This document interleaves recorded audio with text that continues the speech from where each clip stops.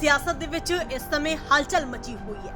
ਸੰਜੀਵ ਅਰੋੜਾ ਦੀ ਗ੍ਰਿਫਤਾਰੀ ਤੋਂ ਬਾਅਦ ਪੂਰੇ ਪੰਜਾਬ ਭਰ ਦੇ ਵਿੱਚ ਸਿਆਸੀ ਲੀਡਰਾਂ ਦੇ ਵੱਲੋਂ ਸਖਤ ਬਿਆਨਬਾਜ਼ੀ ਕੀਤੀ ਜਾ ਰਹੀ ਹੈ। ਇਸ ਸਭ ਦੇ ਵਿਚਾਲੇ ਇੱਕ ਵੱਡਾ ਅਪਡੇਟ ਸਾਹਮਣੇ ਆਇਆ ਜਿਸ ਨੇ ਸਿਆਸਤ ਦੇ ਵਿੱਚ ਹੋਰ ਵੀ ਹੜਕੰਪ ਮਚਾ ਕੇ ਰੱਖ ਦਿੱਤਾ ਹੈ।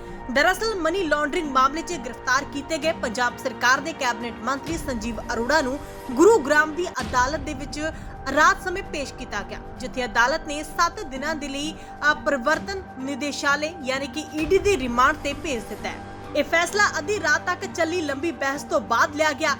रिपोर्ट मुताबिक संजीव अरोड़ा ਨੂੰ ईडी की टीम वालों देर रात अदालत में पेश किया गया। अदालत की कार्रवाई रात 11:20 ते शुरू हुई सी ते तड़के 1 बजे तक जारी रही। इस दौरान अदालत के कमरे दे विच काफी गहमा गहमी भी रही। मंत्री के परिवारक मैंबर भी उत्थे मौजूद सन। ईडी के वकीलों ने अदालत तो 10 दिनों के रिमांड की मांग की सी। हालांकि जांच एजेंसी का तर्क यह सी कि मामले की तह तक जाण अते अहम दस्तावेजों की बरामदगी के लिए मंत्री तो हिरासत में पुछगिछ करनी लाजमी है।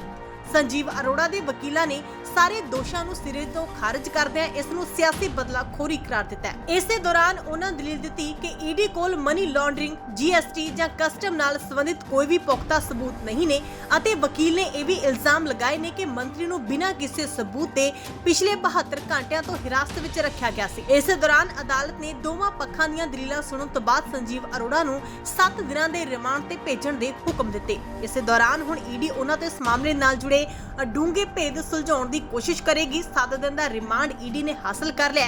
7 दिन के रिमांड दौरान बड़े सवाल जवाब होंगे, कई बड़े खुलासे भी हो सकते हैं। पर इस पूरी कार्रवाई तो बाद अद्धी रात को जदों संजीव अरोड़ा को अदालत में पेश किया गया, जदों 7 दिन का रिमांड हासिल किया गया तो वकीलों के वालों की कुछ कहना सी, आओ सुनते हैं। ईडी ने 10 दिन की अरेस्ट करने के बाद 10 दिन की रिमांड के लिए एप्लीकेशन लगाई थी। कोर्ट में उस पर बहस हो रही थी और इवेंचुअली 7 दिन का रिमांड दिया है। हमने अपना इशू रेस किया है। ईडी ने एक्चुअली कोई इन्वेस्टिगेशन करी नहीं है। 5 मई को केस रजिस्टर किया और 9 मई को सुबह उन्होंने अरेस्ट कर लिया। जो पूरा केस है according to us is politically motivated, orchestrated है। कोई इन्वेस्टिगेशन नहीं किया है, आपने जाके पॉलिटिकल पर्सनालिटी को अरेस्ट किया हुआ। That is essentially what has happened. कितने घंटे सुनवाई चली आज कोर्ट में? लगभग अराउंड 1.5 घंटा से 2 घंटे के आसपास सुनवाई चली है। उसके बाद 2 घंटे जज साहब ने ऑर्डर लिखने के 1.5-2 घंटे मेहनत करके ऑर्डर लिखने का पास किया। पहले भी इन पे इल्जाम लगाए गए थे, पहले भी ईडी ने रेड की थी, उस टाइम पे भी कुछ वो दूसरी प्रोसीडिंग थी, तब भी कुछ नहीं मिला था, आज भी कुछ नहीं मिला। 2 मोबाइल फोन लेके वापस आया। क्या लग रहा है कि अगली अब जमानत मिलने में क्या कुछ देरी? अभी देखिए, अभी जमानत के बारे में तो नहीं बोलेंगे। पहले 7 दिन की कस्टडी का पीरियड होता है, क्या वो बोलते हैं, उसके बाद क्या अपने वो रखते हैं एप्लीकेशन, उसके बेसिस पे 7 दिन बाद ऑर्डर। मंत्री जी की तरफ से क्या कुछ बचाव के लिए दलील दी गई थी? पहली बात तो मंत्री जी इसमें इन्वॉल्व नहीं थे, बताया गया था, कोई बेसिस नहीं था। दूसरा जो पूरी एलिगेशन का बेसिस है कि सप्लाई नहीं हुई है, उसका कोई मटेरियल नहीं है। उन्होंने ना कोई इंक्वायरी करी है। कोर्ट में बोला भी हमने कि आप कस्टम एक्सेट्रा डिपार्टमेंट में इतने पब्लिक सर्वेंट ने देखा है, डॉक्यूमेंटेड है, और उन्होंने कोई बिना डॉक्यूमेंट की एग्जामिनेशन की उन्होंने सीधा आके मंत्री साहब को अरेस्ट कर दिया। गुरुग्राम उद्योग विहार वालों को इसके जरिए जो धाराएं लगी गई हैं, क्या उनको भी? हमें आज तक वो एफआईआर भी नहीं मिली गई है।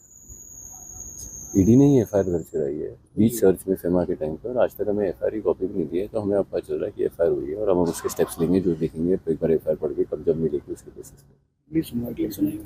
16 तारीख को कोर्ट ने रखा है उनको प्रोडक्शन करने के लिए। गुड़गांव में करेंगे सर, दिल्ली में? गुड़गांव